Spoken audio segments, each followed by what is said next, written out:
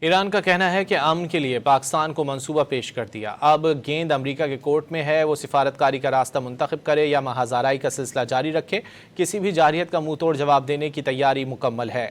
ایران کے خارجہ امور کے نائب وزیر برائے قانونی اور بین الاقوامی امور کاظم غریب آبادی کا کہنا ہے کہ ایران ہمیشہ سے سفارتکاری پر یقین رکھتا رہا ہے اور اپنا کردار ادا کرتا رہا ہے۔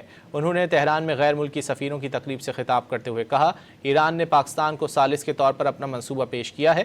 اس منصوبے کا مقصد مسلط کیے جانے والے جنگی تنازع کا مستقل حل نکالنا ہے۔ اب گیند امریکہ کے کورٹ میں ہے کہ وہ سفارتکاری کا راستہ منتخب کرے یا محض آرائی کا سلسلہ جاری رکھے۔ ایران کا کہنا ہے کہ امن کے لیے پاکستان کو منصوبہ پیش کر دیا۔ اب گیند امریکہ کے کورٹ میں ہے، وہ سفارتکاری کا راستہ منتخب کرے یا محض آرائی کا سلسلہ جاری رکھے، کسی بھی جارحیت کا منہ توڑ جواب دینے کی تیاری مکمل ہے۔ ایران کے خارجہ امور کے نائب وزیر برائے قانونی اور بین الاقوامی امور کاظم غریب آبادی کا کہنا ہے کہ ایران ہمیشہ سے سفارتکاری پر یقین رکھتا رہا ہے اور اپنا کردار ادا کرتا رہا ہے۔ انہوں نے تہران میں غیر ملکی سفیروں کی تقریب سے خطاب کرتے ہوئے کہا، ایران نے پاکستان کو ثالث کے طور پر اپنا منصوبہ پیش کیا ہے۔